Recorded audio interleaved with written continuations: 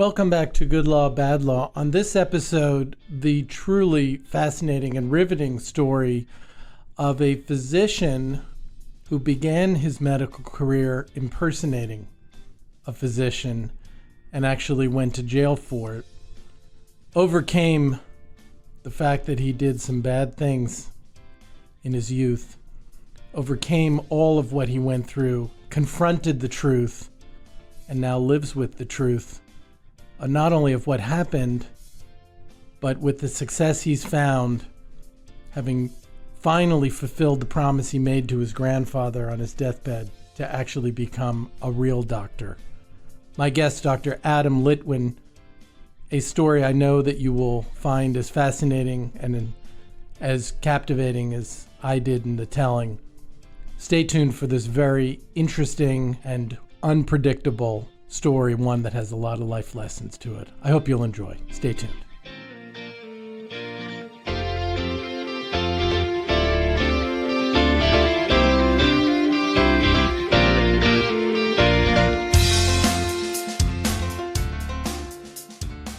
We have a fascinating episode today. I saw this article in the Los Angeles Times a few weeks ago about the gentleman who is my guest today, and I'm not even going to try to preview this story. I'll just say it's a hell of a story of redemption and perseverance, and as I think Adam will say himself in just a few minutes as we unwind his story, learning from the mistakes of our past. And so I thought it was inspiring and a story that I wanted our listeners to hear and share in, and also to meet the gentleman that I'll introduce now, Adam Litwin, Dr. Adam Litwin. Thank you, Adam, so much for being on Good Law, Bad Law. Thanks, Aaron. My pleasure. Adam, as you know, I saw the article in the LA Times a couple of weeks ago and reached out to you, and we chatted a little bit, and we're gonna tell your story over the next while. So let's do that. Let's jump in. I've already sort of previewed that this is a story of somebody who really had to struggle and fight hard and persevere to redeem himself, but we haven't really said what that involved. So our listeners should know that you really wanted to be a doctor most of your life and got into some trouble as a young man, and then really had to work so hard to get to where you are now, finally, an actual, real medical doctor. So let's tell that story, Adam. Tell us about your growing up and how you found yourself at UCLA Medical School some 20-something years ago. Sure. So my story really begins, Aaron, when I was 8 years old. My grandfather was a podiatrist and podiatric surgeon, and when I was 8 years old, my grandfather had the wonderful idea to introduce his beloved, his grandson to his beloved profession. And really, he took me into the office with him one day, and that just happened to be that day that he was performing a surgery to repair a fractured metatarsal in the yoke, which is a bone in the foot. And so he had me come into the operating room with him and observe him do the surgery. And really, I think from that moment forward, I knew there was nothing else I really ever wanted to do with my life. So really, I think my story starts there, back when I was 8 years old. Why? I mean, what was an 8-year-old thinking about medicine and becoming a doctor? That's a very good question.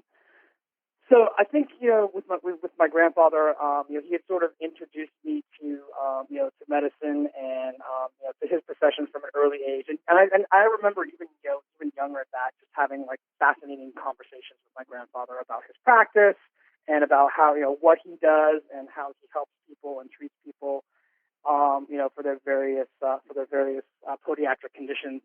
And I think I really just found that sort of always found that fascinating, even from a younger age than that. So really, I think when I was the appropriate age, or what he thought was the appropriate age for me to possibly come into to the office one day and maybe observe him in surgery as I did that day, I think that's really where my love of medicine was certainly solidified. Mm-hmm. Okay, and so what?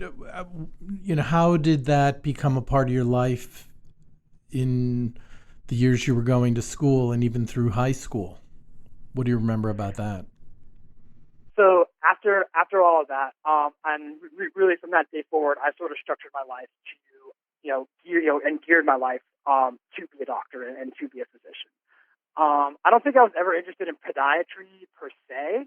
So I think I'm more to wanted to go, the MP route and just become a general surgeon. And so I sort of had that in my mind, when I was, 9, 10, 11 years old.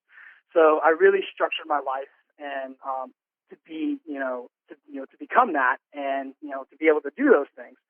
So it started even back in high school.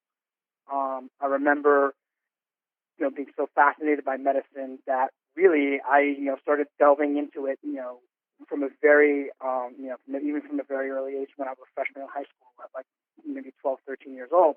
I read Harrison's Principles of Internal Medicine. In high school? Textbook of Surgery. I'm sorry? Was that in high school still?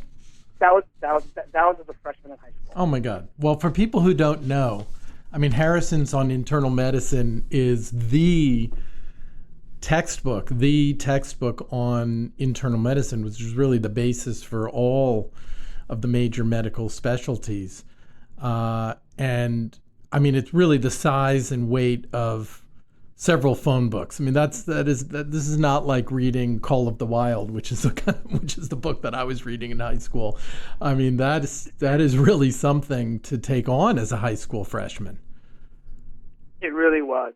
But again, I did it with with enthusiasm and all of that. So I mean, I really was riveted by what I was reading and being able to read about medicine and be able to read about all the various diseases, and obviously it was certainly an encyclopedia of knowledge, as you say. It's a huge book. But it didn't just stop there. I ended up also reading Schwartz's Textbook of Surgery, which is another, which is like the Bible of surgery. Right, major textbook. Yeah. Another major textbook. So I ended up reading all of that as well, and and also one of the things in the Merck manual, just sort of the cornerstone Bible publications of medicine. So I really started immersing myself, as I said, from a very young age, even back as a freshman in high school. So by the time I was a senior in high school, I had a pretty decent, working fundamental knowledge of medicine, and which fueled my passion even more. So then when I got to college at San Jose State University, right out of high school, I studied pre-medicine. I immediately went pre-med, and my major was microbiology. So even in all my coursework in college, certainly, I geared myself, towards pre-medical studies, and having taken the hardest, molecular biology, organic chemistry, biochemistry, certainly the hardest, classes that some of the hardest classes, barring engineering classes, of course, that one can take, in college in preparation for medical school. And I understand that when you were in college and you at some point you transferred from San Jose State to St. Louis University, that part of what you were able to get exposure to even in college, so this is before formal medical school training, you were able to participate in clinical rotations, meaning you were actually going at least to observe, right, in the actual care being given to real patients. Right. So in my junior, after my second year, I spent, I believe, about 2.5 years, at San Jose State, and in my, coming into my junior year in college, I did some research and was looking into transferring schools, just because I wanted to sort of maybe fit it and graduate from a school. I thought maybe if I graduated from a school that actually has a medical school, that I might be that I might be able in a little bit better position, or might be able to position myself in a little bit better way to actually make that transition from college to medical school. So I mean, which isn't really the case. It doesn't really matter where you graduate from, but really the only thing that matters for medical school is GPA and MCAT scores. So really, that's sort of what my line of thinking was when I went into looking into transferring schools. So long story short, I ended up transferring to got accepted and ended up transferring to St. Louis University, which has a pretty good medical school. And so when I was at SLU, I continued my my pre-medical coursework, majoring in biology and molecular biology. Continued all of my my studies and all of that. And I think towards the end of my junior year, I got accepted into a pre-medical internship called the Cove internship back then at SLU, St. Louis University School of Medicine in the hospital, and where I actually got academic credit for going into the hospital and sort of shadowing medical students and attending physicians, and we actually got academic credit for that. So we picked several several branches of medicine that we wanted to observe. And for me, it was vascular surgery, trauma surgery, cardiothoracic surgery, emergency medicine, internal medicine, type things. Just because really my love of surgery and emergency medicine was quite well developed even back then. So that's sort of where I geared my my interest in my studies too. And so what did that do for you, Adam? I mean, now you're really getting to see medicine not just in the pages of a textbook, but you're getting to see it up close with real doctors tending to real patients. What did that experience mean to you? And I think that really cemented in my mind. After I actually got a chance to actually be in the hospital, as you say, to actually be in the hospital and be shadowing doctors and be shadowing medical students, it sort of solidified and cemented even more my love and my passion for medicine. So really, I mean, I was in heaven, right? I mean, I was basically sort of, in an inadvertent way, sort of living my dream. And it was just incredible to me. And I got, swept up in it. I got wrapped up in it. And, it just sort of, took me away to, to a world really I was so happy to be in because of that, part of a world that I'd always wanted to be a part of. So I believe, I definitely know that. But then strangely, that experience definitely, with the amount that I truly learned by doing that, it definitely contributed to me being able to be at UCLA and do what I did at UCLA, unfortunately, for as long as I did. But strangely, this being, things seem to be chugging along so well and taking step after step closer to realizing this dream that you'd had since you were a young boy. But that's also sort of when the trouble started for you. So tell us the next chapter. Tell us what happened and why you think it happened. Sure. So as I said, my internship at SLU Hospital and Medical School ended after a year, and so really after that, I sort of lost focus and I sort of lost purpose because obviously I was done with my internship. I was done with my clinical work in the hospital, and so really I sort of became depressed, and I sort of spiraled down into a little bit of a depression because I just missed being in the hospital and loved being in the hospital so much, and I missed it so much. So really, I think that for me, that contributed and went a long way to what happened over the course of the next couple of months. And as I said, Aaron, I ended up becoming depressed, and I lost focus in my schoolwork and my coursework. My grades suffered, and my grades were never the 3.8, 3.9 type like GPA that you need to get into medical school here in the United States. My GPA was never that high, so it was decent. but it was never, like true medical school caliber quality, where you need a 3.8 or a 3.9, to be able to go on and do that. So as things progressed, as I said, my depression started setting in more, and I started neglecting my coursework even more, and I just wasn't doing great. So, long story short, I ended up leaving SLU, about a semester before I graduated. About 15, I think it was like 13 or 14 units short of my BS degree, and not very much at all. But so I ended up leaving SLU, and I ended up moving back home to the Bay Area to be with my family and sort of work on myself, maybe get some counseling for my depression, and to see just to try and fix myself a little bit. So that's, I think, a little bit about the background there. Okay, and how did and were you able to do that, do you think, or were you able to get the depression under control to where you could feel like you could move on from that?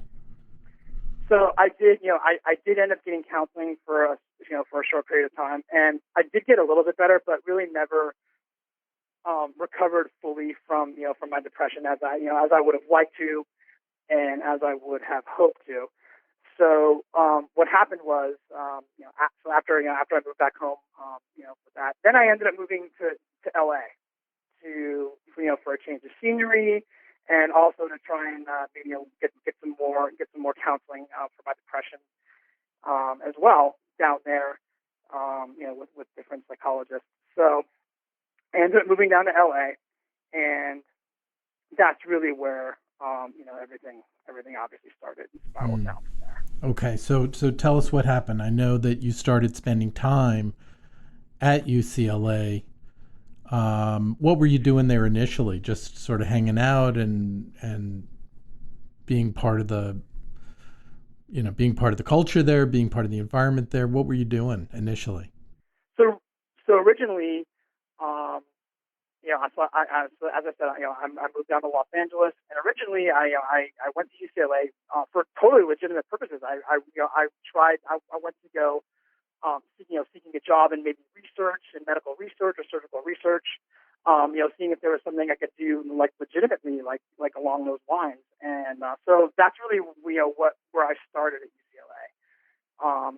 I went there for to seek out possibly doing one of those things, getting a legitimate job, and as I just described. But and I had actually known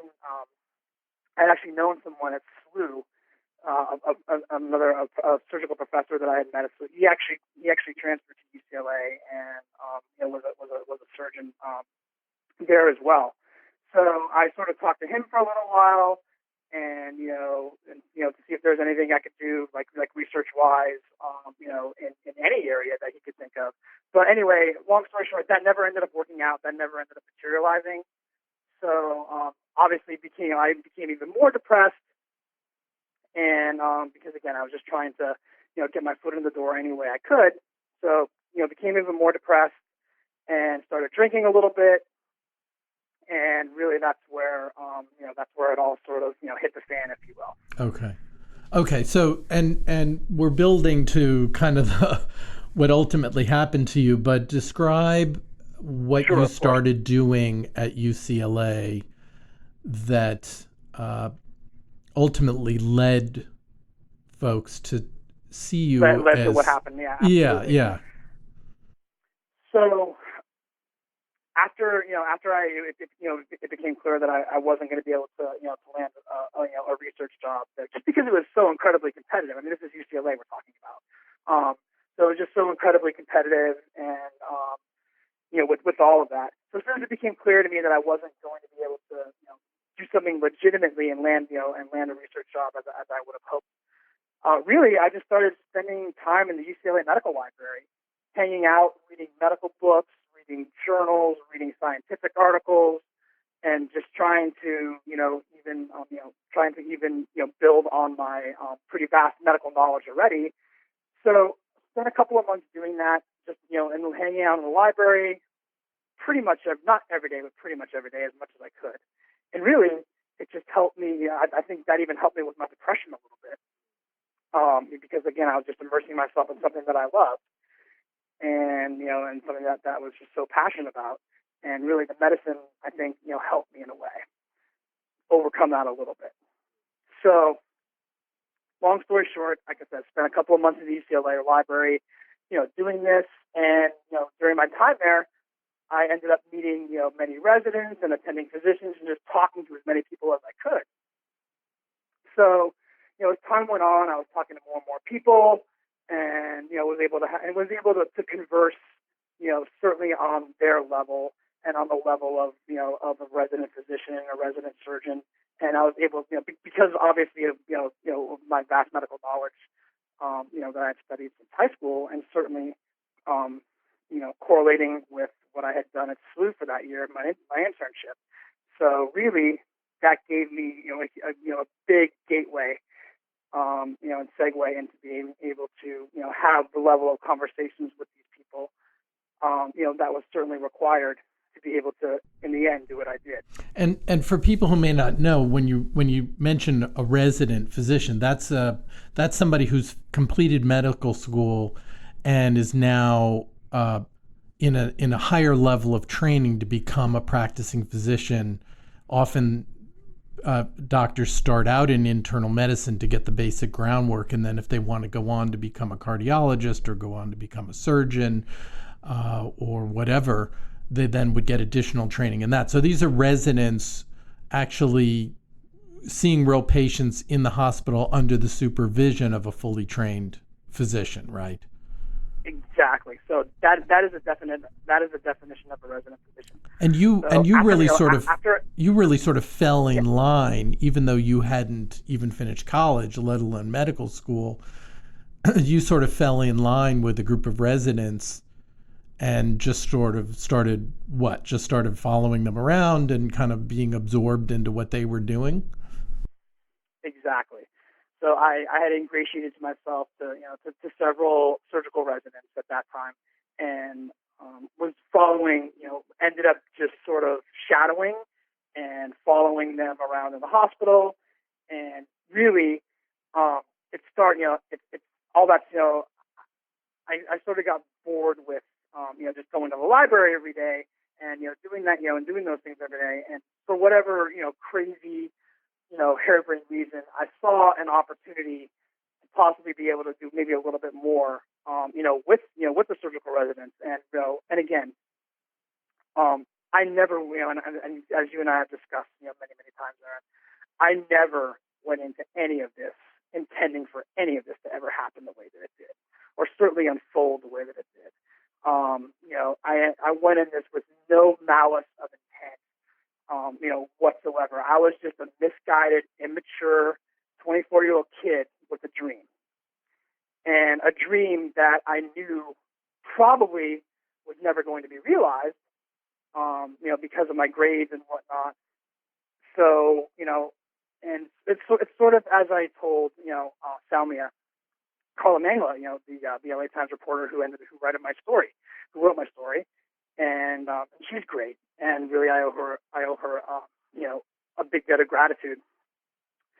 So, but anyway, sort of, coming back to all of this, that is where, I realized that, I had an opportunity to maybe do a little bit more, and so I sort of seized on that, and that's, how it kind of all started.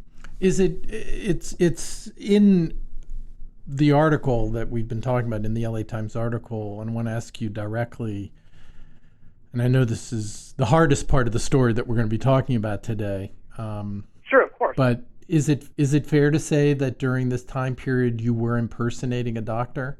I mean, they didn't know that you weren't a real doctor, that you weren't a real resident, yet you were going around with them as if you were. I mean, is that fair to say? Right, exactly. Yeah. They did not. So I initially introduced myself, to the other surgical residents as a surgical resident who had transferred into UCLA from another hospital. I believe it was Harvard UCLA or something like that. I don't remember exactly where I said it was. Again, we're talking 21 years ago. But and then believe me, obviously a big portion of this I've tried to forget. but understanding, all of this is just, again, it was, I just, so I ended up introducing myself as a surgical resident who transferred in from another hospital, and they just sort of believed me from the get-go. And again, because I was able to have these very high-level conversations with them and, understand what they were doing and talking about. We talked about cases, talked about things that they were doing. So it was sort of a really easy transition, for me to be able to do that. As time went on. How long did that go on, Adam? How long did I impersonate a surgical resident at UCLA? Yeah. So between 7 and 8 months. Mm-hmm. I mean, that's pretty remarkable, right? I mean, it's, you obviously were able to talk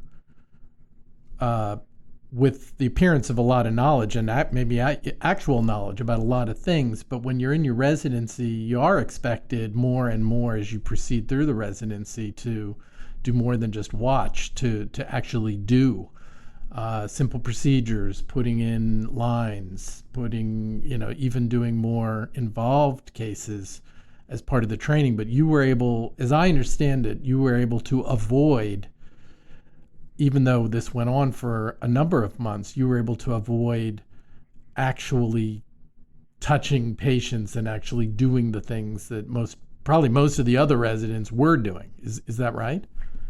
Absolutely. And that is where I always drew the line, the line. I always drew a stark red line in the sand, even for myself with any of that. I said to myself, following the residents around during rounds and ingratiating myself to other surgical residents and attendings, and hanging out with them and being in the hospital with them is one thing. But I always made a very crystal clear distinction in my mind that I would never put myself in a position where I ever had to touch a patient, treat a patient, do any procedures on a patient, because that is something, again, that was something where I myself drew my line. So really, I operated in as much of a pseudo manner as I could. I never really stuck myself out into the forefront. So I was always kind of operating from behind the scenes, like in a shadow sort of way, if that makes any sense. Yeah, I mean, I imagine, though, the pressure must have been building, week by week. I mean, on the one hand, I imagine it must have been thrilling for you because this is something you'd wanted to do your whole life. But at the same time, I imagine the pressure inside must have been building because as a resident, you can't avoid actually touching patients and doing real doctor work forever. I mean, at some point, absolutely. I imagine that pressure must have been building up because you knew that at some point this was going to come to a head. So I'll explain it this way. I think this is the best, most empirical explanation that I can probably give. For the first month or so, and you can probably imagine this, Aaron, I was looking over my shoulder pretty much every day, which makes sense, right? And I was looking over my shoulder every day, and I was just, while I was still ingratiating myself and still, getting to meet people and learning more things. So really, I think for the first month, I was really, looking over my shoulder every day. But as time went on, and I sort of eased into, things that, the things that I was doing, and and eased into my my friendships and my relationships. They became stronger and, and more valid. I started looking over my shoulder less and less and less. So really, I would say, towards, a few months in, I was just comfortable in what I was doing. I was just, I wasn't really looking over my shoulder, as much at all. So I sort of just, had sort of, enveloped, that role and, and just, morphed, into, the role and, and being thought of as, as a resident, as a surgical resident. So, but I will say this as well. There was a point, midway into what I was doing, at UCLA, where I, and I said to myself, listen, Adam, this is insane. Okay, this has to stop. You can't do this anymore. This is not right. This is not who you are, and this is not going to end well. So, I really tried to rationalize with myself, and I tried to grapple with that fact, even in the crux of all of this. And so really, I had those thoughts, a few months, into my charade. But, for whatever reason, I ended up talking to even more people and having, more good days. And when I was able to answer, some of the attending surgeons' questions and things like that, they would ask me about cases. They would ask me about, what I thought about this or thought about that. And I was able to answer those questions correctly. I sort of, unfortunately, I wish, obviously, I wish it didn't go that way. But I was, I sort of just, those thoughts just started to go by the wayside a little bit. And so I just continued on doing what I was doing. It's almost like you kind of came to believe the lie. It was obviously a lie, but you were kind of getting away with it up to a point. Convoluted, in a strange, very convoluted way, Aaron. I'd say that's entirely accurate. In a way, even though I knew consciously and subconsciously that that this was a lie and this was an act, and as I said, I was really struggling with it very dramatically. When I just described to you, those thoughts that I was having like midway into all of this. But like I said, as time went on, and it just sort of ended up spiraling, like out of control even more. So that's if that kind of makes any sense. Mm-hmm. Which looking back now, to me, it's just. I mean, really, every time I talk about this, Aaron, every time I have to reflect back onto what happened. I mean, really, even now, I just cringe. Yeah. Well, it's okay. Hard. So, all right. So you did get caught. At some point, tell us how that went down. Eventually, yeah. So eventually, about 7 months later, I did get caught. I was in. I had come into the possession of a key to the residence lounge, which I had gotten many months before. I know it was in the article saying that obviously that was one of the misdemeanors that I was charged with was possession of unlawful possession of state property, which in this point, which in this case was possession of a key to the residence lounge. So I had gotten that key like many months before. There was an office in the way back of the residence lounge. I think it was like an executive or secretary's office. And there were just many, many keys to the residence lounge just literally sitting on that desk. So I took it upon myself, most unfortunately took it upon myself to grab one of those keys. And really that's how I came in, to be in possession of the key to the residence lounge. It's not like I stole it from anybody or, took it off anybody or did any of those things. That didn't happen. That's ridiculous.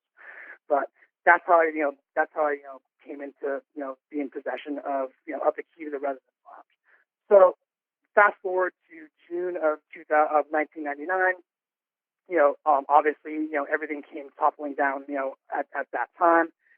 And so I'm in the residence lounge and hospital security comes walking into the residence lounge. And they said, "Are you Adam Litwin?" And I said, "I am." And they said, "Would you come with us? Would you come with us, sir, please?" So obviously right then and there, I knew it was over. Mm. And I was actually kind of relieved. So anyway, fast forward a little bit. They did not arrest me in the hospital. They did not handcuff me in the hospital. They literally just walked me out of the hospital, escorted me out of the hospital to my car. And they asked me if I could, if they could search my car. And they did. I allowed them to do that. And they found CT scans. They found some X-rays. I don't know. They said they found a scalpel or something, in my car that I just, had in my car. I don't know why I had it in my car.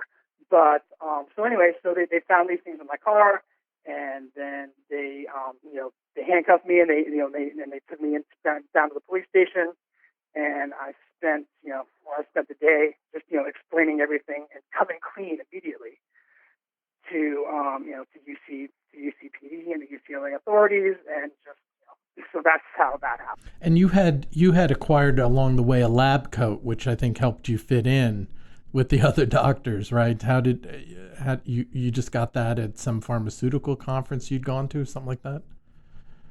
Yeah, so I had, and that was that was like that's like a a really like unique part of this whole story. So I had gotten a lab coat with that was silk screened with my picture and my name on it, my name under it, and exactly as you say, at a pharmaceutical conference. And so anyway, so I was wearing this lab coat in the hospital, pretty much every day, and I did have this unique lab coat, and other people were asking me about it. They were saying, wow, Adam, where'd you get that coat? It's a cool coat. But anyway, none of the other residents, none of the other, attending physicians were wearing, a coat, with a picture on it, which is now that, obviously looking back on it now in retrospect, is just absurd, right? But anyway, I was wearing this coat for many, many months and a long time. And, in the end, just nobody had a coat like that. So that wasn't my that wasn't the absolute be all end all downfall of why I got caught, but it contributed to things. Mm-hmm. Okay, so ultimately, and I think you were 28 years old at this point. Ultimately, you were charged and prosecuted for three different. I was 26. Yeah, I was 26. Oh, you were 26. Okay, for three different misdemeanors: forging a prescription, mm-hmm. impersonating a doctor, and stealing state property. That was the resident lounge key that you mentioned before. Is that right? Right, exactly. And you pled guilty. As you say, you came clean to what you'd been doing. You pled guilty, and you were sentenced to 6 months of psychiatric counseling and 2 months in jail. Yes, I was. And did you serve that time in jail?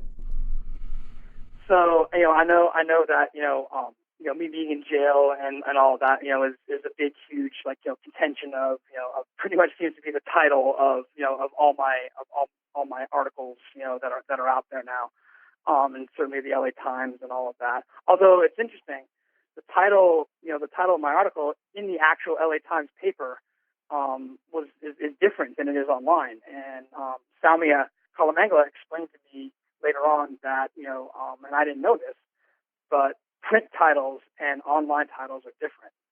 So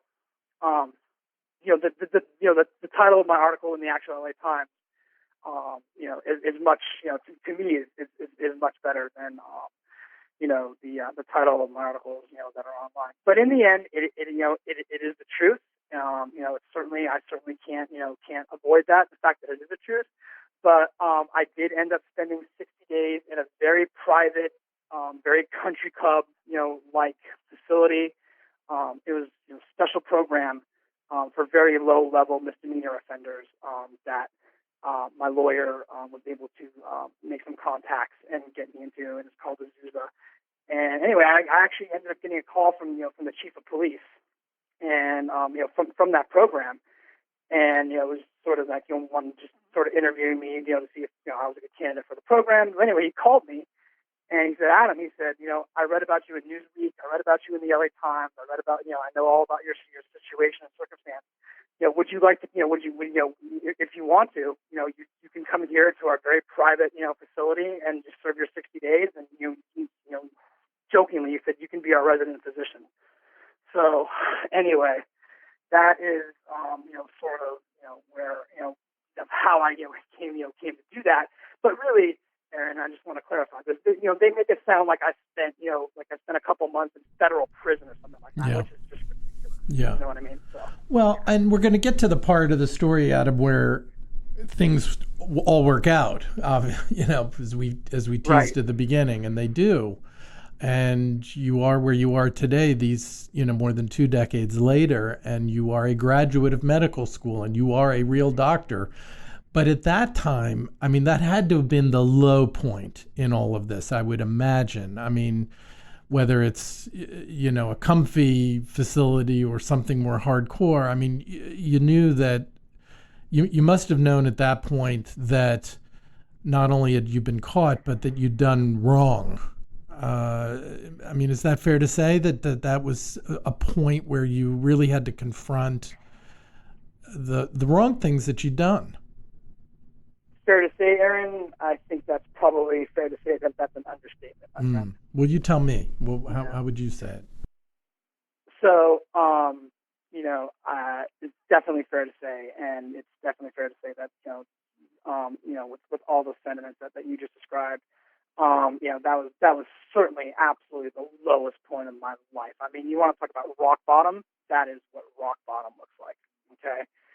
So, like I said, even though I was in this very private, very cushy, country club facility where I had my own room, I had my own shower, I had, was able to go grocery shopping for my own food once a week. But, even with all of that, the bottom line is, the point is, it was still quote unquote jail. And it was still, as you say, it was still rock bottom and the absolute lowest point of my life. And, I really did a lot of reflecting, and I really did a lot of soul searching, into how I had, just, gotten to this point in my life. Because, I mean, as I think you and I were talking about, earlier, before this in my life, Aaron, I was always a good kid. I had never been in trouble in my whole life before this, and have never been in trouble in my life after this. So, I was a good kid, never been suspended from school, never had any disciplinary problems, which one may think, with everything that happened in my story, that could possibly have been something, tangible that happened, but it just wasn't the case. So, UCLA was an aberration, and the bottom line is, Aaron, I had a really, really bad year and a half of my life. But, before that and after that, like I said, I lived my life, honorably and exemplarily, and, certainly was able to overcome, the obstacles that you talked about before, self-imposed, absolutely, for sure. And I absolutely admit that. But, nonetheless, I was able to persevere, many years later, and finally realize my dream. Well, but hang on a sec, because there continued to be some issues that you wrestled with even after you were prosecuted for the things that were going on at UCLA. This is what is in the LA Times article, so I know you know about this. Absolutely. But you met and married a few years later, and when you were introduced to the woman who became your wife, you were introduced by the nickname Doc, and at least according to the article, you claimed that you were a cardiologist. Right, and I appreciate. Sorry, go ahead. No, so I don't know that. I want you to help us understand that, but it seems from that you still were kind of continuing to wrestle with kind of truth versus reality, on that. Certainly, and I appreciate you bringing that up and asking me about that. And yes, it is true. When I first, actually, my ex-wife and I were introduced through mutual friends, and so really, when we first met, and even now, back then and even now, to my good friends, my nickname was always Doc, and obviously for obvious reasons, right? And so when I was first introduced to my ex-wife, it was through mutual friends, and we ended up going on a double date. And I was introduced to Lisa as Doc or Doc Litwin. And it is true that I sort of let that stand. I don't remember if I said that I was a cardiologist, but I know that she thought that I was a doctor. I don't remember exactly if it was exactly that, but I know she did think at first that I was a doctor. So really, fast forward a little bit. On our third date, when I really realized, and really, again, it's no excuse for any of this, but it was sort of, a way to impress a girl, as misguided and crazy as it was. Again, it's certainly given my history, that can certainly be construed as major red flag behavior. And believe me, I get that. But really, it was sort of to impress a girl and all of that. But really, on our third date, when I realized that I really like this girl, and I would like to be, possibly, explore being in a long-term, relationship with this girl.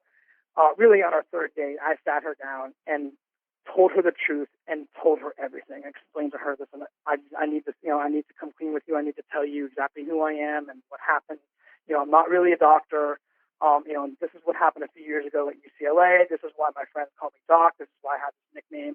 So, in complete truth and complete honesty, on our third date, I sat her down and told her the truth about everything. And really, I wouldn't have blamed her one bit if she just, said, "Okay, I appreciate you telling me, but I'm done. We're done, and that's it," which is what I expected. But she didn't do that. She forgave me, and she understood, that it was ingrained in me, and that's, my passion for medicine and being a physician was ingrained. So she understood me on a little bit deeper level. So she forgave me for that. We dated for a year and a half after that, got engaged, and were married 2 years later in complete truth, complete honesty, and forthrightness. And so anyway, so I know that that piece is certainly out there in the LA Times, but it makes it sound like my ex-wife married me thinking I was a cardiologist, which is absurd. Yeah. Well, do you think that was that kind of a turning point, Adam, that not only because the other behavior and the lying about being a doctor before was kind of for yourself, you could say, and here you now really care about this person, and you had to come clean to her if you wanted to hang on to that relationship, I imagine.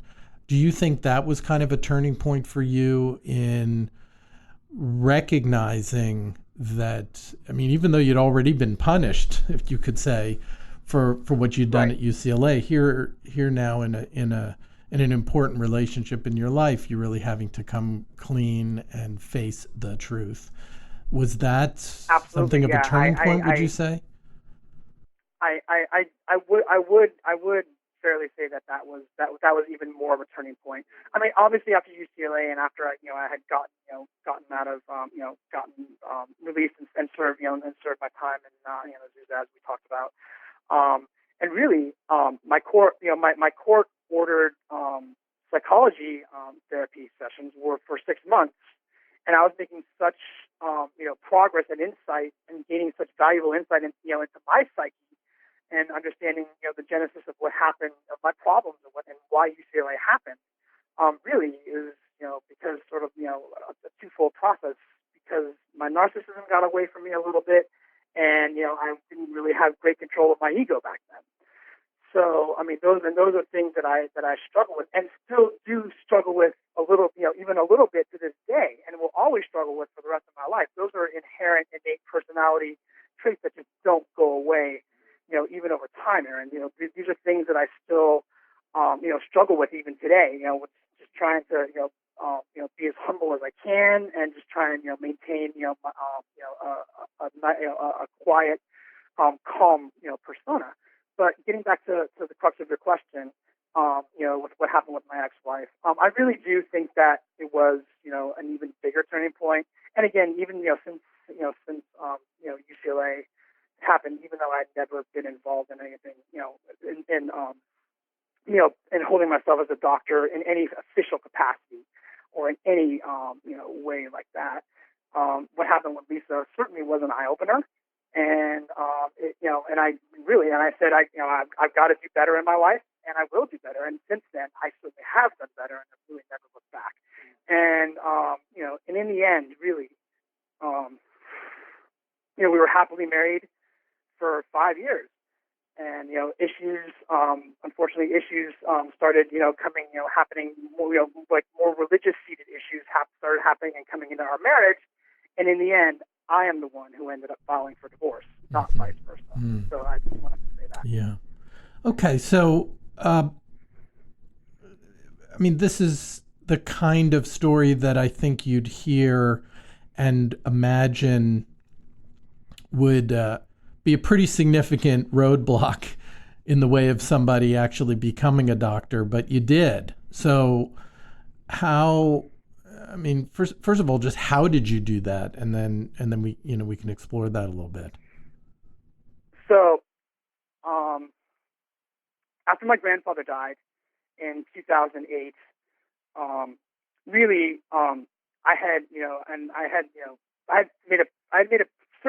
made a promise to myself first and foremost, but really, I had made a promise to my grandfather because, my dream of becoming a doctor, certainly was my dream first and foremost, but it was also my grandfather's dream for me. And it was also, my and believe me, I never got any external pressure, okay, or any sort of, convoluted pressure from my family to be anything one way or the other. And my parents, and I got to say one thing about my parents. My parents are the kindest, bravest, most courageous, kind-hearted, moralistic people that you will ever meet. And I was raised, I was raised in a conservative, upper middle class, Jewish, household, and with innate values, good core values were instilled with me, to me by my parents. So, my parents, what happened, at UCLA is not a reflection on my parents. It's not a reflection on my family. They did nothing wrong ever, but raised me the right, correct, and proper way. It was all on me. So, and I just wanted to make that clear to everyone. But really, I think that's really what I wanted to say. And yes, so in 2000, in 2008, after my grandfather died, I ended up, pretty much on my grandfather's deathbed. I made a promise, and I said, Gramps, I said, I love you, and I promise you I'm going to be okay. I will be okay. And so a couple of years later, like in 2010, my marriage, was ending, and I had to file for divorce.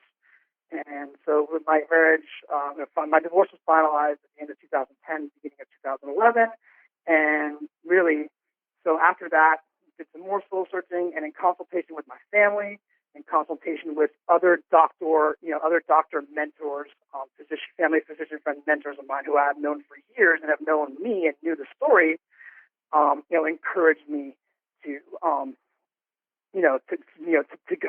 go get this done. So. And you did, right? I imagine, did you have to first get those last few credits to get a college? So as I said, my divorce was finalized in the end of beginning of 2011, and I think in June of 2012 I applied to 3 different medical schools, and I got accepted. And in January of 2012, I entered medical school, at St. James School of Medicine, which, by the way, is a fantastic medical school, and I have nothing, but great things to say about, my experience at St. James.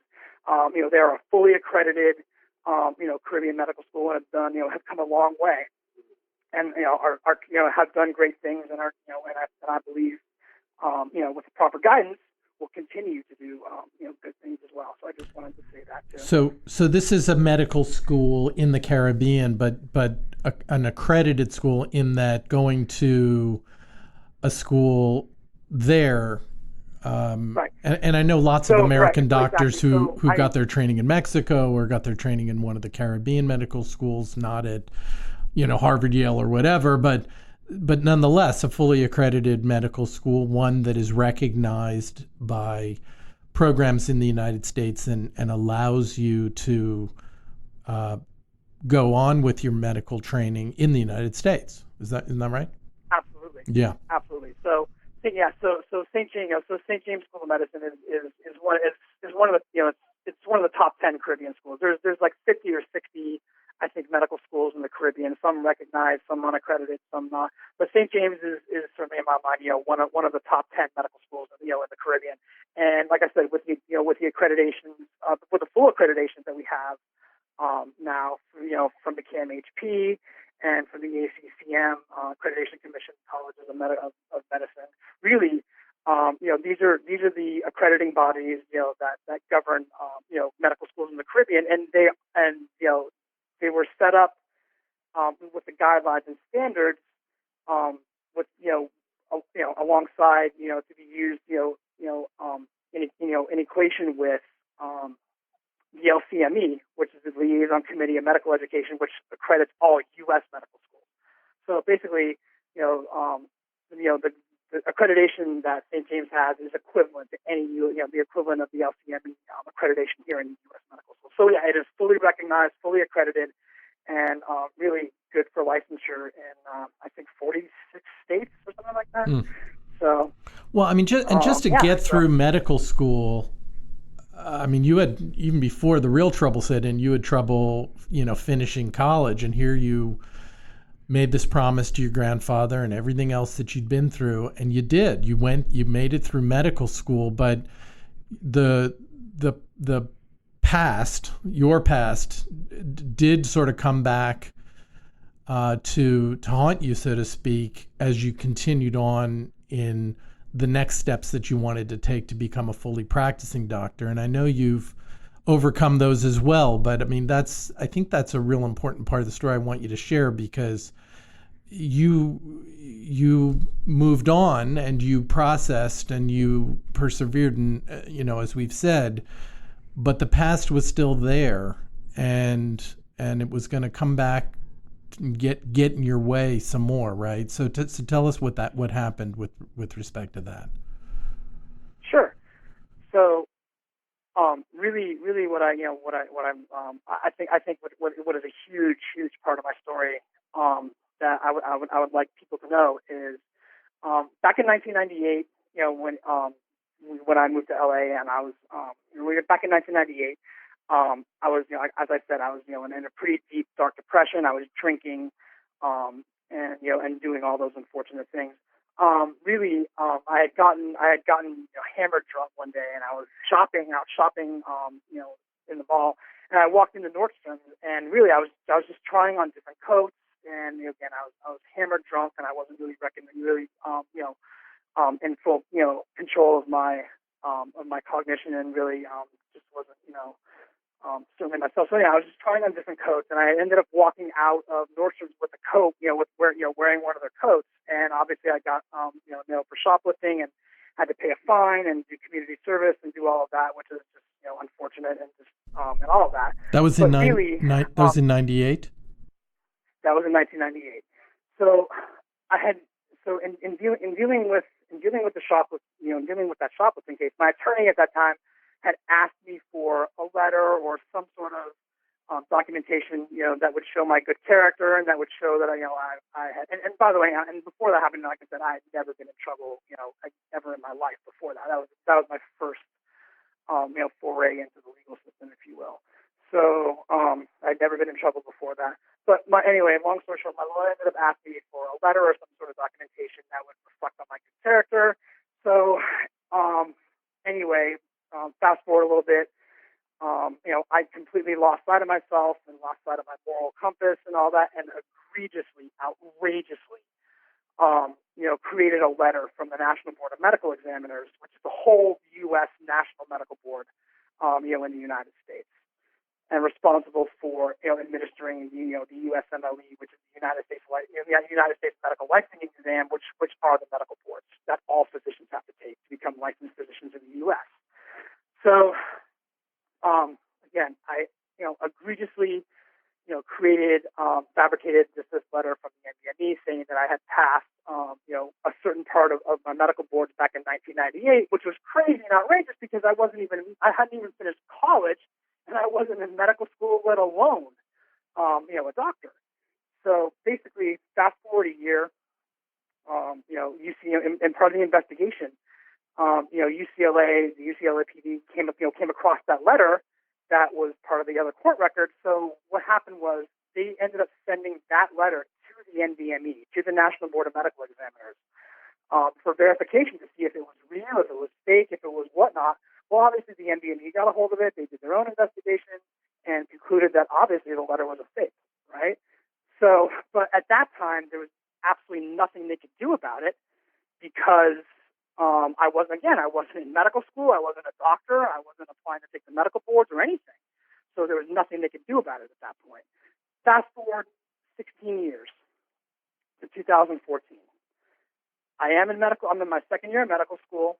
And, had just completed my basic sciences, just completed the first 2 years of medical school, honorably and completely legitimately and in the right way. So in 2014, I applied to be able to take, and there's 3 steps of the USMLE. There's step 1, step 2, and there's 2 parts of step 2. There's step 2 CK, which is clinical knowledge, and then there's step 2 CS, which is clinical skills. And the MLE, what is the MLE again? The USMLE, United States Medical Licensing Exam. Okay. So Okay, this and is this is a process of not only graduating from medical school, but then going through the process of obtaining a license. Of obtaining a full unrestricted medical license, right? So the USMLE, right, USMLE, the United States Medical Licensing Exam, are the U.S. medical boards. Okay, so those are the exams that every medical student, U.S. medical student, every U.S. physician has to pass in order to become a fully licensed physician in any state in this country. If that makes any sense. Yep, it does. Okay. Okay. So back in 1998, when you made up this letter, they didn't have anything they could do about it, but they did put it in their file, right? And then when you're exactly right, and there was nothing they could do about it back in 1998 because again, I wasn't in medical school, I wasn't a doctor, I hadn't applied to take, I certainly had never applied to take the medical boards, so there was nothing they could do about it back then. But they stuck it in their files. Okay, so fast forward 16 years to 2014. Again, so I apply. In my second year of medical school, I'm applying to take step one, the first part of the USMLE, or the first part of the medical board, and I applied for it and was accepted to take the exam. No problems, no issues whatsoever. Took step one of the USMLE, and passed it, and lo and behold, 5 months later, I get an email from the NBME, from the National Board of Medical Examiners, and the USMLE saying, dear Dr. Litwin, in accordance with USMLE procedures and policies, we're writing to inform you that basically we found the letter from 16 years ago. Mm-hmm. All right, and again, why they didn't find it before I took step one, how they found it 5 months after I took step one is a mystery to this day that I don't think we'll ever know. I mean, obviously the NBME knows, but I don't think any of us will ever be privy to that information. So fast forward a little bit. So I get this letter from the NBME and saying, accusing me of quote unquote irregular behavior, what they call quote unquote irregular behavior, because of the letter. All right. So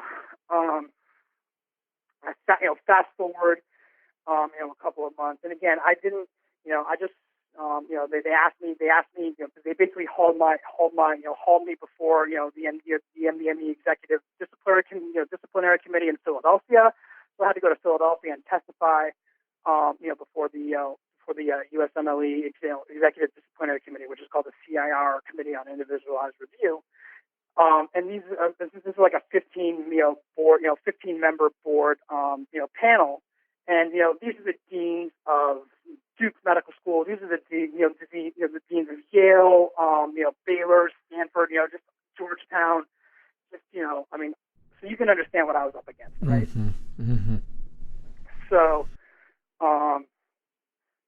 and again, I just, and so I wanted to sort of just, handle this without getting an attorney. I thought I was going to be able to handle this on my own, but I was advised not to do so. So anyway, ended up hiring, a great, attorney, and actually, in Philadelphia by the name of Dennis Abramson. Mm-hmm. I don't know if you know him or not. Mm-hmm. Mm-hmm. But anyway, fantastic attorney, and really, really helped me a lot. So fast forward to the day of my hearing. I am, I'm obviously, I'm sitting in in the executive offices of the NBME in Philadelphia, before the 15-member, executive disciplinary committee, and ended up testifying for like 2.5 or 3 hours or whatever it was, and they were just peppering me with question after question, just about the letter, about what happened at UCLA, rightfully so, right? But really, Aaron, I mean, I laid my heart, my soul, the truth, and I just bared everything, to them, told them the whole truth, laid everything on the line, and really just had to let the chips fall when they may. Mm-hmm. Did you think it was over at that point? I mean, did you think? And really, I got to tell you, when I walked out of that room, I thought my career was over. Okay, and let me just be crystal clear about what they had the power to do. Okay. They had the power to bar me from the medical boards, from the USMLE, for life. they had the power to report, to report me to the Federation of State Medical Boards, or the FSMB, Physician Data Center, for the irregular behavior. They had the opportunity, to do that. Okay, and really report me to all, to the Federation of State Medical Boards, and just made my life a living hell and nightmare going forward. I mean, in short, they had the power to stop everything that you'd been doing completely where it was, to stop you in your tracks. They had the power. They had the power to end me right then and there. They had the power to prevent me from ever becoming a physician ever again. Okay, from ever even becoming a physician, period. Okay, so they had the power to do that. And really, I thought after that hearing, I was done, and everything I had worked so hard for over the last, at that point, 16, 17 years to overcome, and and really, I thought it was all over. I thought I was done. So a month later, I get an email from the NBME, from the USMLE, saying decision letter, and really, Aaron. I mean, I think it probably took me 10 or 15 minutes to even get up the courage to even look at that email. Wow. Okay. I mean, I was more scared than I probably ever have been, in my life. Yeah. So finally, I looked at it, and it said, "Dear Dr. Litwin, the USMLE, CIR has, Executive Disciplinary Committee has completed its review of your case, and they noted the following. Okay." They certainly, they cited the letter, and they cited all of that, but here were their key findings, okay? And I believe this is what saved me again, for sure. They said very specifically that they had done their own investigation, and they found no evidence to contradict any of my testimony, okay? So they knew that I was telling them the truth. They knew that, all these years that they believed that I had rehabilitated myself, and that they were, I was a different person. And they really appreciated, my truthful, my candor, and my forthrightness, and just laying my heart and my soul, on the line to them. And they also noted the fact that I had never been in trouble, since 1999, ever again. So, and they noted the fact that I had completed, that up to that point at least, I had completed medical school, honorably, and without anything, being done, with any disciplinary action being taken against me. So, not only did they not bar me from the medical board, they put no restrictions on my future exams, allowing me to sit for any of the medical boards anytime I wanted to. Okay, and this is the kicker. What my lawyer said. He said, Adam, he's like, in 15 years of doing this, I have never seen them not report it to the FSMB. I've never seen them in one other case, okay, that they have not reported it to the Federation of State Medical Boards. They did not even report me to the FSMB, which to me was like amazing. So you told them the truth and the whole truth, and they respected that, and they gave you the green light to go the rest of the way. I told them the truth, the whole truth, and nothing but not only that, but I poured my heart and my soul out to them, and hopefully I would have to think that in doing that, they understood that I was rehabilitated, and that I had worked incredibly hard to truly be who and where I was at that point, and I think they respected that. I think that if they had seen that I was lying to them in any way, or that I was trying to manipulate them in any way, this would have gone completely in a different, in the opposite direction. So, I mean, that's really what I'm trying to say here. They could have ended me right then and there, but instead, not only did they not end me, but they gave me the green light. Yeah. In the end, to become a physician. Incredible. All right, so we've got only a couple minutes left, but where are we now? Where are you now? You're in Chicago, and where are you in the process? You finished medical school. You got past this hearing, which was kind of do or die for you. Where are you now? So I'm in Chicago, and so I graduated medical school, and I have my MD, and I am and I actually ended up passing step 3 of the USMLE, which is the final part of the medical board, last September. And so I am, so here I am now, like I said, an MD. I am a fully boarded physician. not board certified physician because I haven't done residency yet, but I'm a fully, I'm a fully boarded physician, with my MD, and I'm a fully, legitimate doctor. And so where I am right now is I am actually applying, in the course of applying to medical or surgical residency, and trying to complete my training, to obviously finish that. So really, I think what I'm focusing on now, I'm not my days of being a surgeon, Aaron, are over. Certainly at my age, at 47, there's really going to be no categorical surgery of a 5-year residency. So really, there's going to be, I think any hope I have of being a surgeon now is gone, and I've completely reconciled that.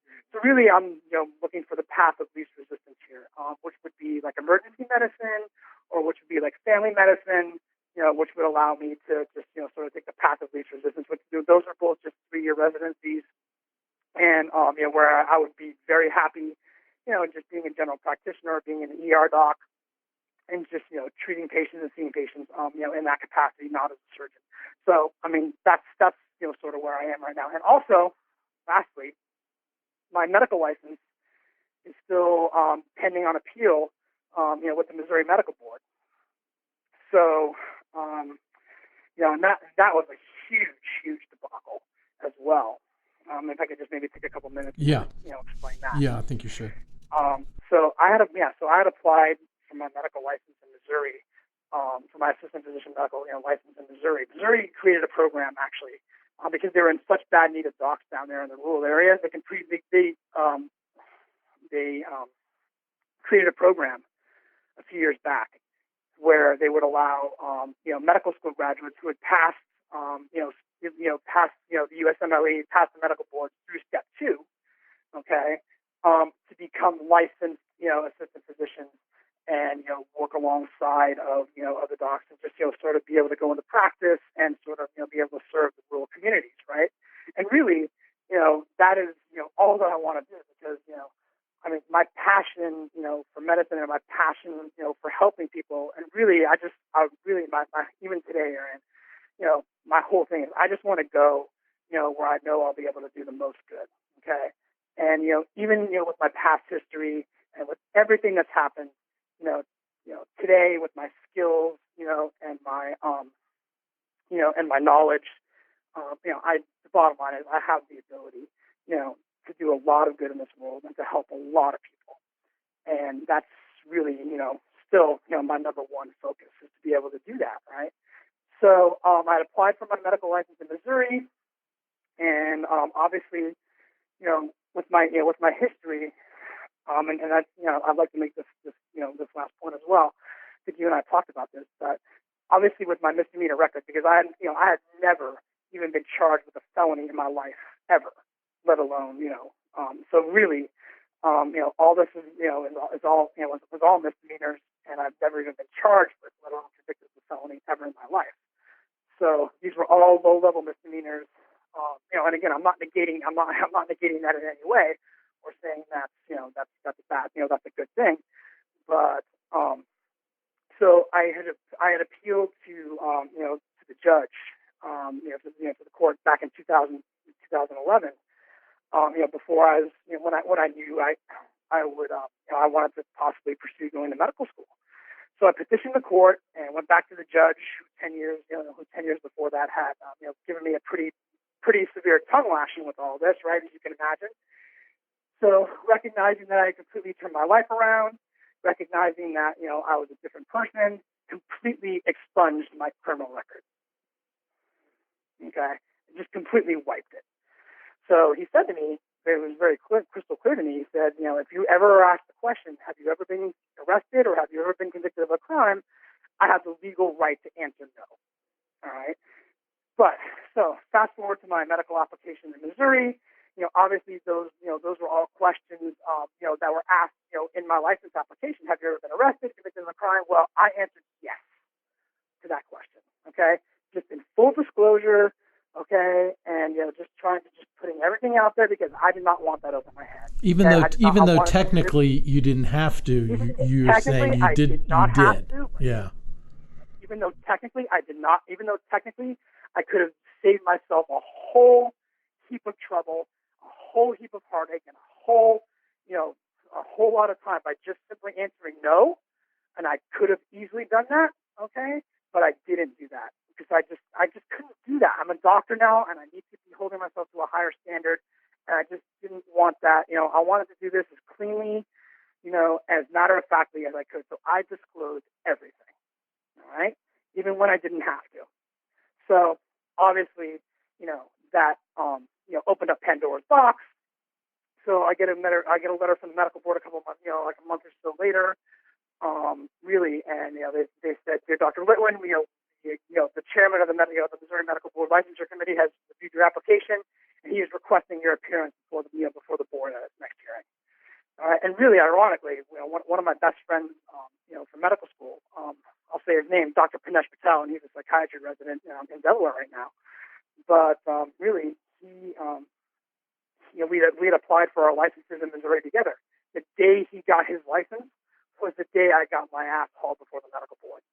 So it's kind of ironic, right? But I just wanted to throw that out there. Kind of an interesting point. But anyway, so so they decided to haul me before the medical board and all that. So I had my meeting, about a year ago, and was spent, 2 hours, talking to the medical board and, just question after question, Dr. Litwin, how did this happen? Dr. Litwin, how could this happen? Dr. Litwin, how could you let this happen? Things along those lines. And they were asking about the time you were at UCLA in particular, right? That's the part they were. About UCLA, they were asking about, obviously about MDME, and they knew what MDME was. They knew the decision that they made.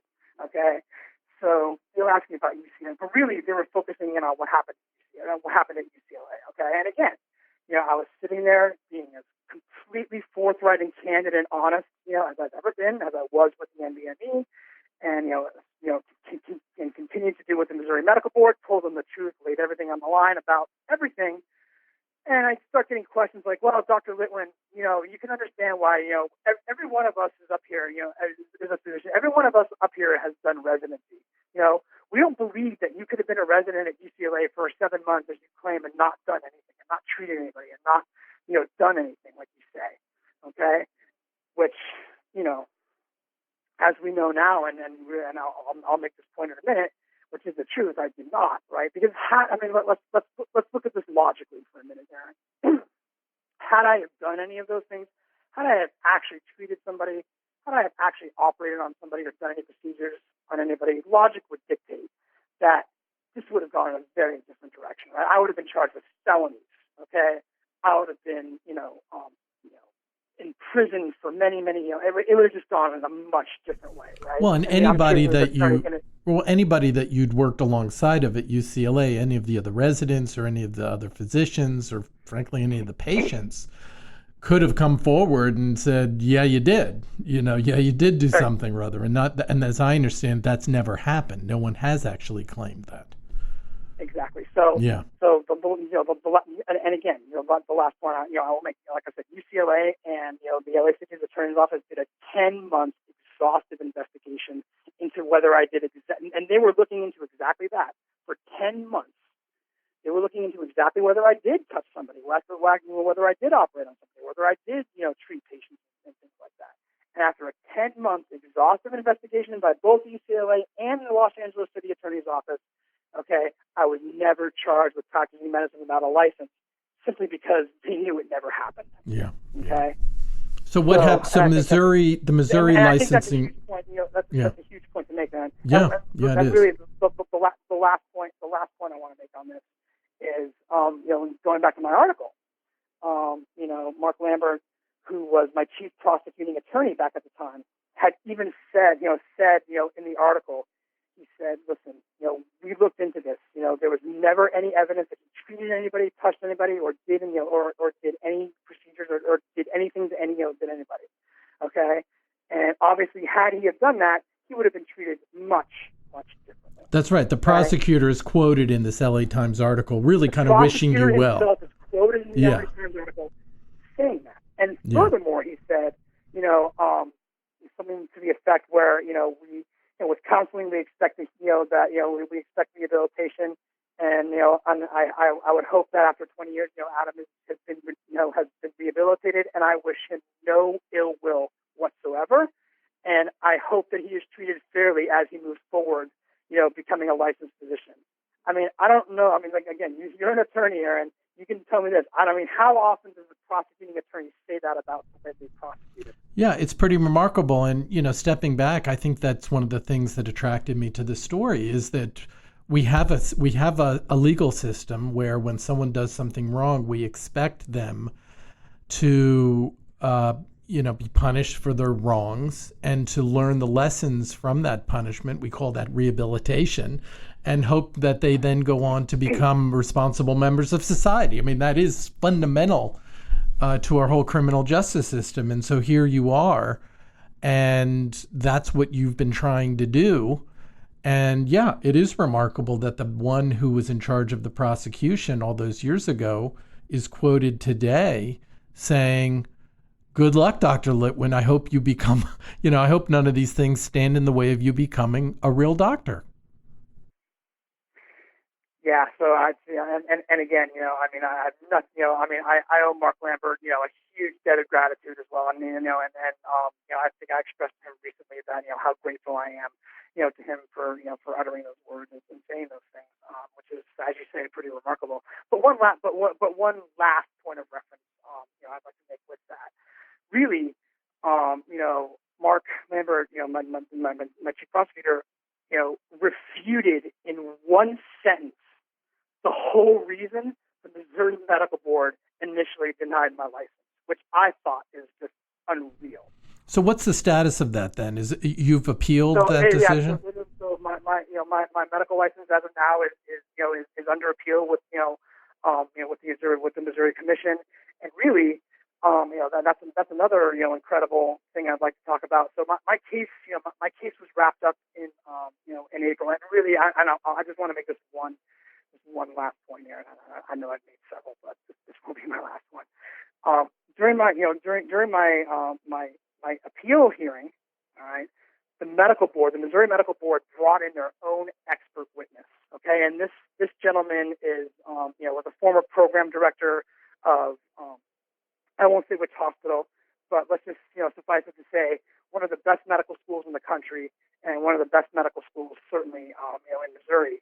Was the former former associate program director, I believe, or program director of the surgery residency program. Okay, at this hospital, and so they brought him in as an expert witness to testify against. All right. Well, in the course of things, he was explaining that what his residents do on a daily basis, which is, and let's face it, for sure, surgery is a hands-on sport. Surgery is a very physical, patient contact oriented specialty, right?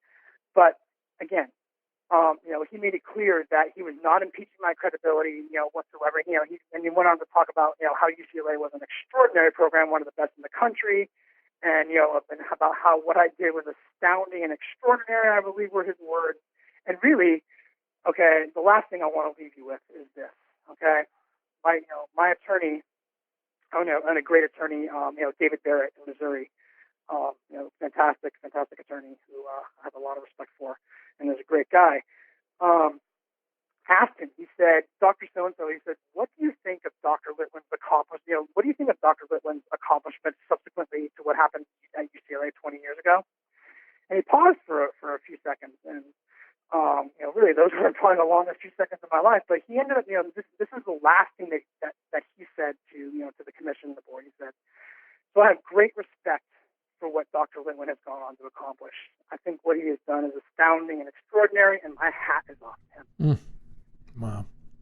That's the board's own expert witness.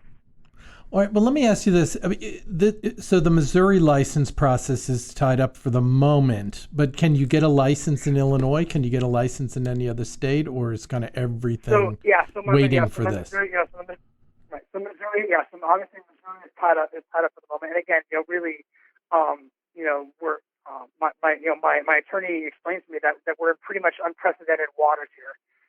Because the commissioner had agreed to an expedited timeline in my case because, she knew that I had been waiting for well over a year, with all of this. And usually, from what I was told, decisions usually come down within 30, 60, 90 days of the final briefs being submitted. So my final briefs were submitted in April, and the board was scrambling a little bit.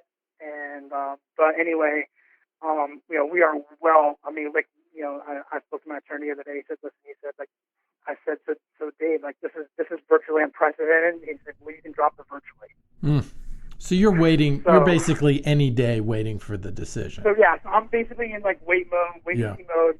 Any day. Hopefully, this will all be resolved soon. And again, deny me, grant me, accept me. I mean, whatever. I mean, just do something. You know what I mean? So I can know, right? All right. Well, you said that was your last point, but it's not my last question because I have one more question, Adam. I mean, after all this that we've gone through, and again, just a remarkable, incredible journey that you've been on, you're really, on the verge of fulfilling the dream that got derailed so many years ago because of things that you did that were bad, that were wrong. You've admitted that. You've come clean. You have paid some dues, you have struggled and suffered, and you've done what the Missouri Board's own expert described as being remarkable and astounding. Since then, you're close. You're almost there. I mean, looking back on all of this, because we do learn from our mistakes, hopefully, and I know you've been quoted saying that, but what is the lesson? What is the lesson of your life and your experience, do you think? How would you weigh and assess that? I think, and I very much appreciate the question. I think that for me, if there is a higher lesson, in all of this, and really this is something that I hope to be able to do in the future. Maybe I would like to possibly do some public speaking. Or potentially some things along those lines, to be able to tell my story, and basically to be able to to reach people, who have had similar difficult situations, in their life. And there are people out there, certainly that have had much more difficult circumstances than myself, absolutely. And really, my obstacles and my impediments in life were largely self-imposed, as I think I've aptly admitted before. But really, Aaron, I think the larger life lesson into all of this is really if you're passionate about something and you have a dream, and you've wanted something all of your life, I mean, at least for me, I mean, again, had the NBME 3 years ago slammed the door in my face and said, you're done. Okay, I would have had to live with that, and that would have been the end of it right there, right? But at least I tried, right? At least I could say that I did everything I could in my power, to try and fulfill my dream and to try and make it happen for myself, right? So, and I think the larger lesson here, I would like everyone that hears this to take away is if you have a dream and if you're passionate about something, don't give up. Certainly don't go to the extremes that I went to and make the mistakes that I did in the past. Because obviously, there's a little bit of of craziness and insanity in that. And there's just no doubt about that. But never give up. Try and do it. In the correct. And channel your energy and channel your endeavors, into doing it, the best way you can, the most moral and ethical way you can. But just don't give up, and just keep going until you know that it's over. Well, and until you know that that you've done everything you possibly could to exhaust every option that you have, and that will be that's it for you. And I know, Adam, you're still going, and I know you haven't given up. And it's, as I've said, it's a remarkable story, and I wish you the best. I hope you'll stay in touch and let us know how things turn out. And I want to thank you again the former Adam Litwin and now Dr. Adam Litwin.